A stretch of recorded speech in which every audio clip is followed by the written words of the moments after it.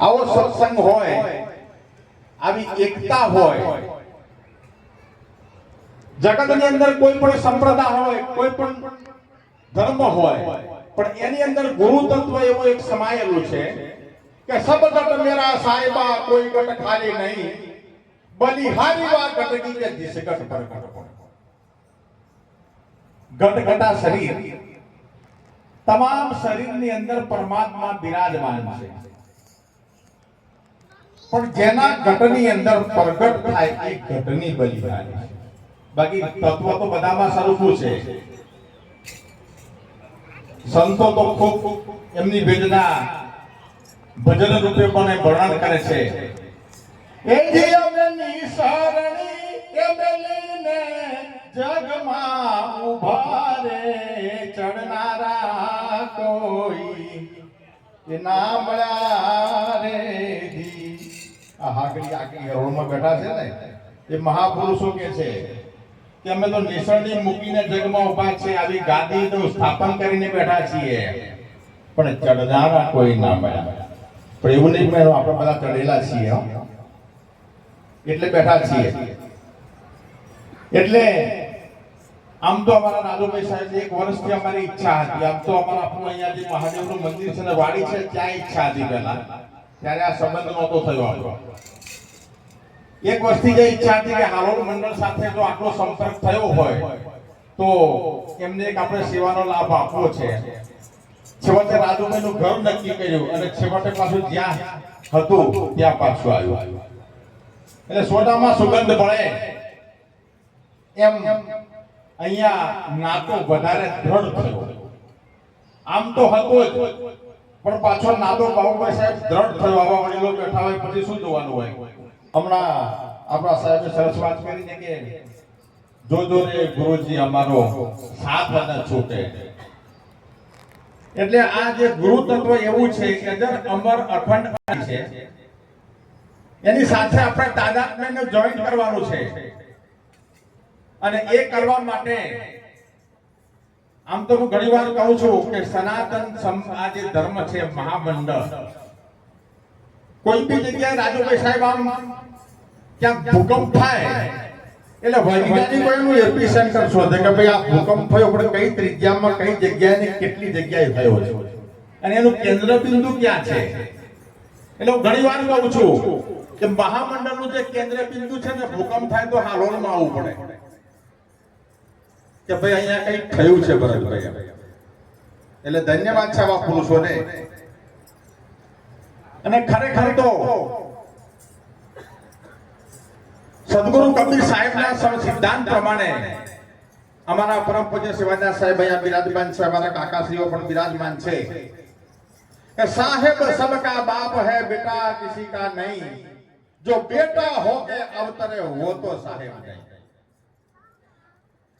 સાહેબ સબકા બાપ હૈ, ધેટ મીન્સ કે આ જે તત્વ છે એ જન્મતું નથી અને મરતું પણ નથી. હર્ષદભાઈ અજર અમર ને અવિનાશી છે.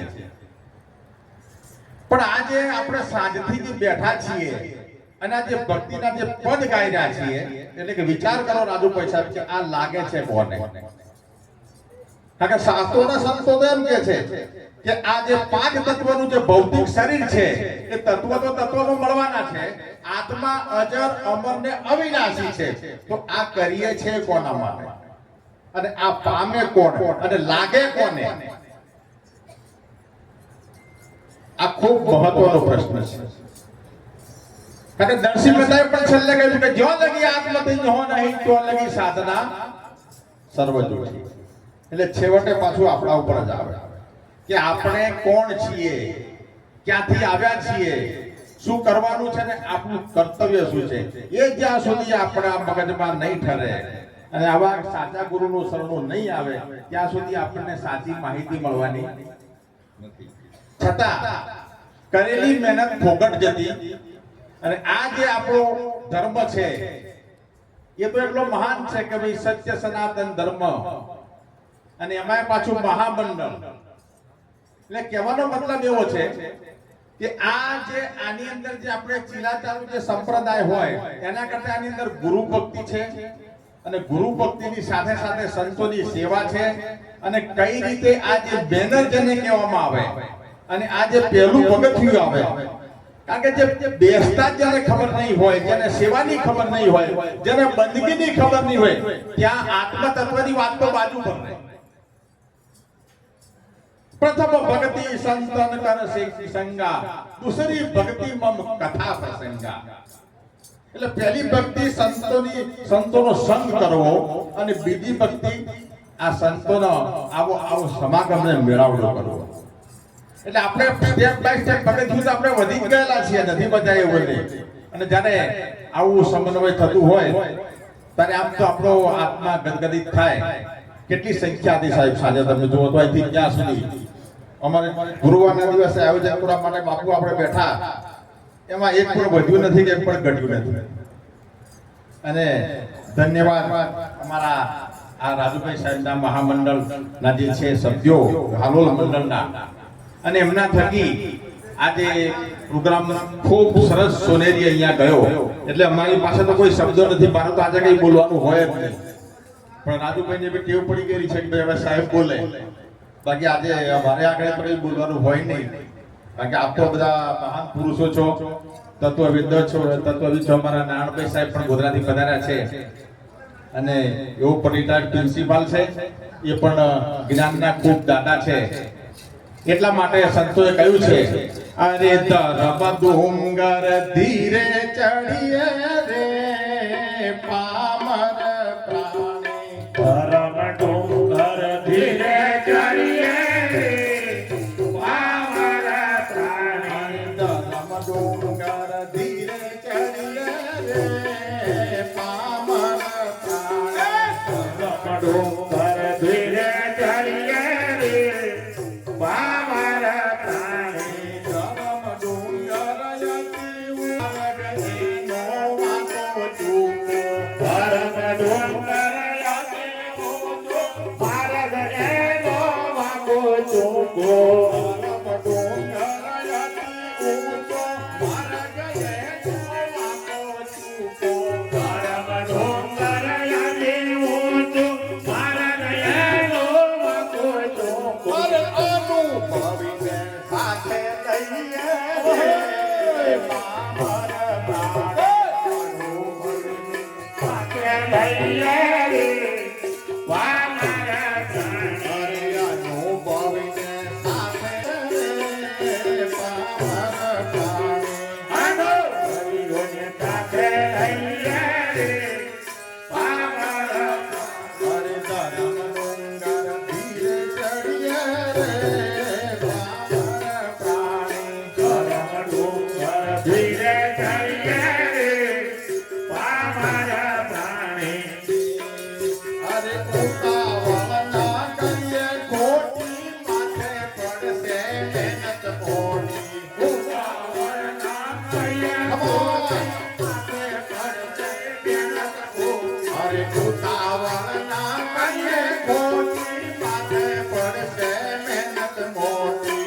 ઉતાવળ ના કરીએ ખોટી, માથે પડશે મહેનત ખોટી. સાગર ધરતી સાવધ રહીએ રે પામર પ્રાણી,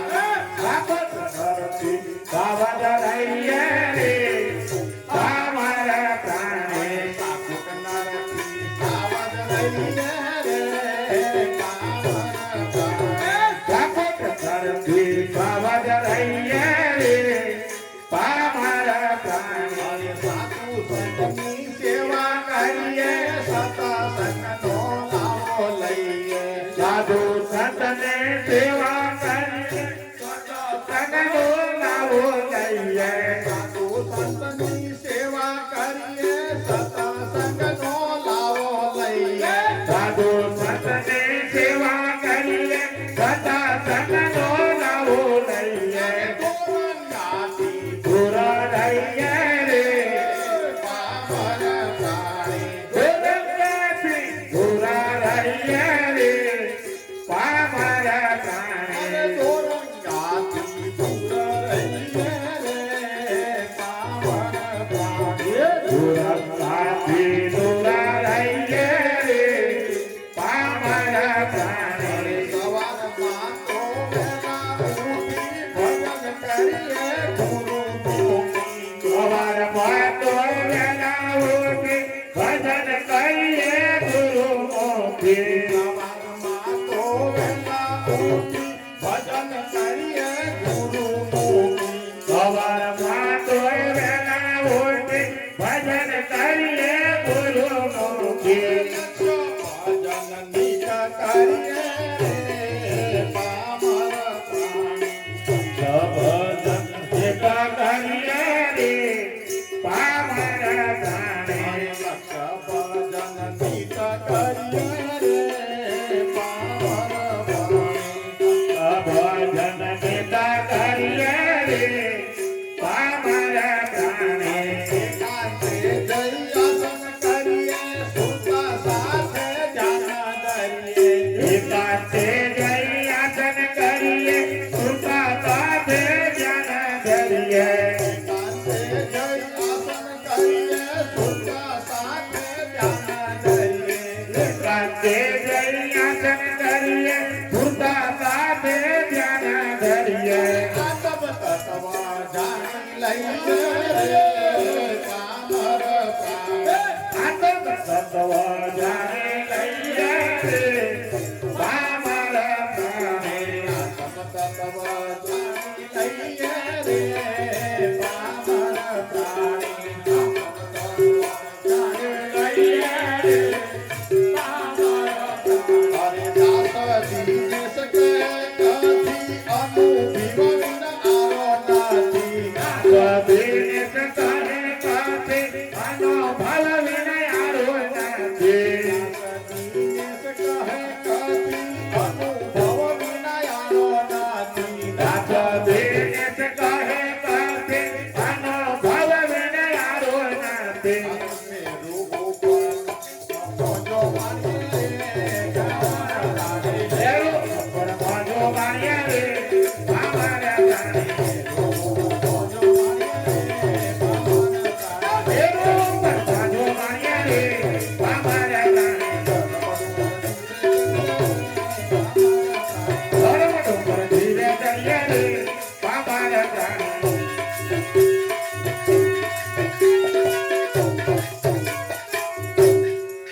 આજના પ્રસંગમાં આમંત્રણને માન આપીને તમામ જે સંતો મહંતો ભક્તિમતી માતાઓ જે પધાર્યા છે તેમને વંદન કરી અને આમ તો આજના આનંદ જે છે એવો આનંદ રે એલા ધોરે સખી મારા ઉરમાં એનું વર્ણન કેવી રીતે કરવું. અને ગુરુજી મળ્યા છે મન તરણતા હાર રે હા જી જી જી જી જી ભાઈ ભાઈ એવો આનંદ રે એલા જો રે સખી મારા ઉરમાં. કોણ કોને કહે છે એવી સાસરિયાની એ વાત રે સખી તને શું કહું. બોલો આ સુરતા શબ્દને વાત થાય છે. એવી સાસરિયાની એ વાતો સખી તને શું કહું. તા ખબર કોને પડે અરે પરણી હોય તે જાણે પીવની રીત રે હા. જીજી એવો આનંદ રે એલા ડોરે સખી મારા ઉરમાં.